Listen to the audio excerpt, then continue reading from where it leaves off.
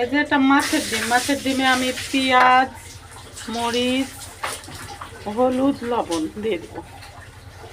মাছের ডিমের বড়া। মাছের ডিমের বড়া দিয়ে ভালোভাবে ফেটে নেব ডিমটাকে, হাত দিয়েই ভালোভাবে ফেটে নেব। এই যে এভাবে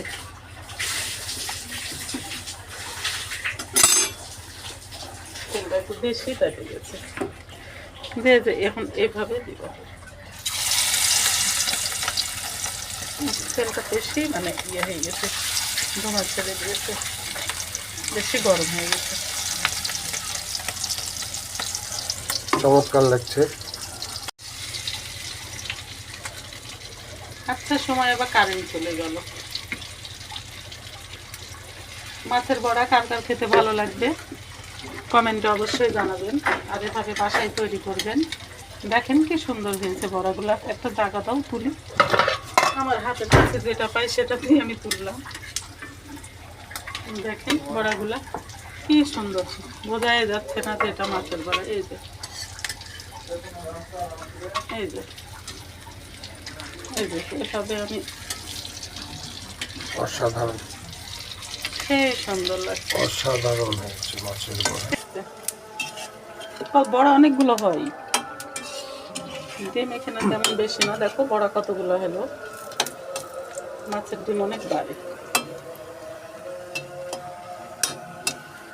বন্ধুরা, পেঁয়াজ, মরিচ, লবণ, হলুদ, মশলা দিয়ে এভাবে ভেজে খাবেন, বড়া করে খাবেন, ডিমে অনেক ভালো লাগবে। দেখেন কত সুন্দর হয়েছে বড়াগুলো।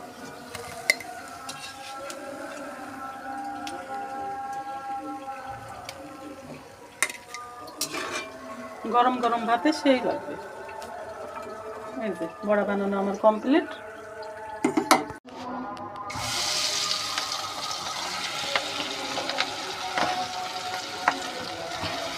ছোট্ট চামচে করে দিলে ছোট্ট ছোট বড়া হবে।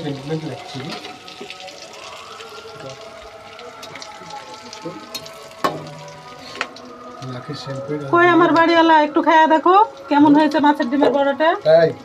একটু খায়া দেখো, সেই স্বাদ হবে। দেখতে তো চমৎকার লাগছে, ইনশাল্লাহ খেতেও ভালো হবে।